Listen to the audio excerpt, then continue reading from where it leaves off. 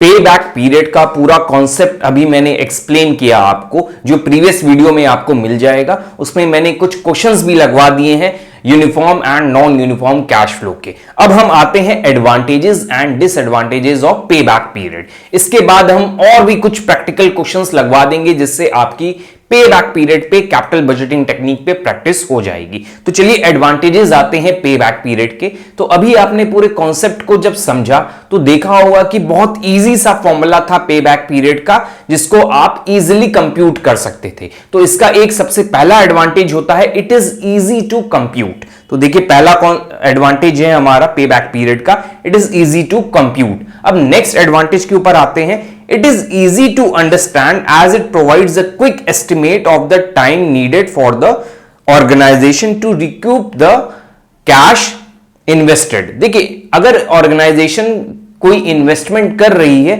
और वो जानना चाहती है कि कितने टाइम पीरियड में मेरा पैसा रिटर्न आ जाएगा, रिक्यूप हो जाएगा, तो ऐसे सिचुएशन में पे बैक पीरियड सबसे ज्यादा सक्सेसफुल होता है, क्योंकि यहां पे सिंपली हमें पता चल जाता है कि कितने टाइम पीरियड लगेगा, मेरा कितना टाइम लगेगा जिसमें ये इन्वेस्टेड अमाउंट मेरा रिटर्न आ जाएगा। तो ये भी एक इसका एडवांटेज है कि हमें इजीली बहुत जल्दी कंप्यूटेशन करके हमें टाइम पीरियड बता देता है कि जो मेरा इन्वेस्टेड अमाउंट है, इनिशियल कैश आउटफ्लो है, वो कब रिटर्न आएगा। आगे देखते हैं थर्ड एडवांटेज है the length of the payback period can also serve as an estimate of project risk। the longer the payback period, the more risk will be there, and the risk and as the less time period will be there, then there will be less risk। तो देखिए पे back period से risk का भी हम अंदाजा लगा सकते हैं। जितना ज्यादा लंबा टाइम पीरियड पे बैक पीरियड निकल कर आएगा तो मतलब ज्यादा रिस्क के चांसेस हो जाएंगे, जितना कम टाइम पीरियड निकल कर आएगा that will be less riskier. तो ये तो कुछ एडवांटेजेस हो गए पे बैक पीरियड के। अगर आपको लगता है कुछ और भी एडवांटेजेस हो सकते हैं पे बैक पीरियड के तो आप कमेंट सेक्शन में कमेंट करके हमें बता सकते हैं, जिसको हम ऐड अप कर देंगे। अब आते हैं डिसएडवांटेजेस ऑफ पे बैक पीरियड। तो देखिए डिसएडवांटेजेस यहां पे हमको ज्यादा दिखते हैं अगर हम एक लॉजिकल वे में देखें, क्योंकि यहां पे ना टाइम वैल्यू ऑफ मनी को कंसीडर कर रहा है, ना प्रॉफिट को कंसीडर कर रहा है। बस ये सिंपली बता दे रहा है कि इतना पैसा लगाया, इतने दिन बाद इतना पैसा वापस आ जाएगा। प्रॉफिट कहां है, तो ये चीज तो ये कंसीडर ही नहीं कर रहा है। तो चलिए देखते हैं क्या डिसएडवांटेजेस है।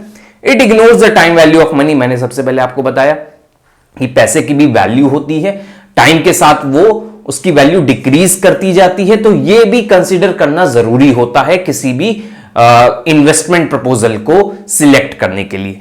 As long as the payback period of two project are the same. Suppose दो प्रोजेक्ट हैं हमारे, दोनों प्रोजेक्ट के जो टाइम पेबैक पीरियड निकल कर आ रहा है वो सेम आ रहा है।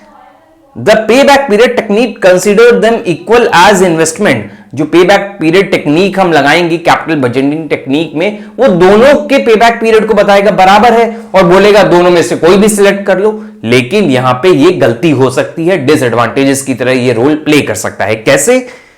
If one project generates most of its net cash flow in the early years of the project while the other project generates most of its net cash inflow in the later years of the payback period।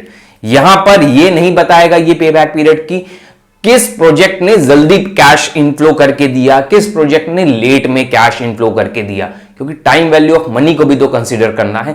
जितनी जल्दी पैसा आ जाए उतना अच्छा रहेगा, उसके बाद हम प्रॉफिट अपना काउंट कर सकते हैं। इसलिए ये मेथड जो है आपका किसी भी प्रोजेक्ट में अगर इक्वल टाइम पीरियड निकल कर आ रहा है तो वो इसको इक्वली एक पैनल पे मेजर कर देता है। ये इसका एक डिसएडवांटेज है।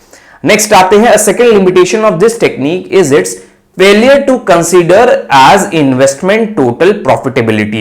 it only considered cash inflow and the time taken to recoup that initial investment। देखिए यहां पर हमने आपको पेबैक पीरियड में बताया था कि 5 लाख आपने इन्वेस्ट किया है, अगर 5 साल में 1-1 लाख करके 5 लाख वापस आ जा रहा है तो पेबैक पीरियड आपका 5 इयर्स निकल कर आ जाएगा। लेकिन 5 लाख के बाद अगर कुछ पैसा आ रहा है जिसको हम प्रॉफिट काउंट करेंगे, उसको पेबैक पीरियड पूरी तरह इग्नोर कर दे रहा है, जो एक गलत है। क्योंकि इन्वेस्टमेंट जब भी हम करते हैं तो अपना प्रॉफिट सोचते हैं, प्रॉफिटेबिलिटी सोचते हैं, जो ये पूरी तरह इग्नोर कर रहा है।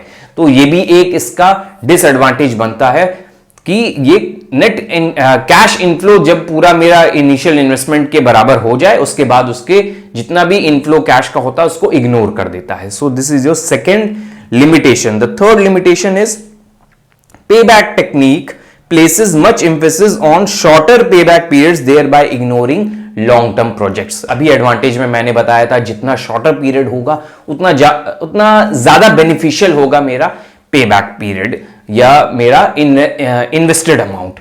तो यहां पर ध्यान रखिएगा, ये जो पेबैक पीरियड टेक्निक है ये शॉर्टर पीरियड को ज्यादा एडवांटेज देता है, ज्यादा प्रायोरिटी देता है कि जितना शॉर्टर पीरियड होगा उतना ज्यादा चांसेस होंगे हमारे प्रोजेक्ट को सिलेक्ट करने के. तो ये भी एक इसका डिसएडवांटेज है. ये क्योंकि टाइम वैल्यू ऑफ मनी को कंसीडर तो कर नहीं रहा है, तो हमारे प्रोजेक्ट का जो एक्चुअल प्रॉफिट है वो भी इग्नोर हो जाता है. So these are some of the advantages and disadvantages of payback period.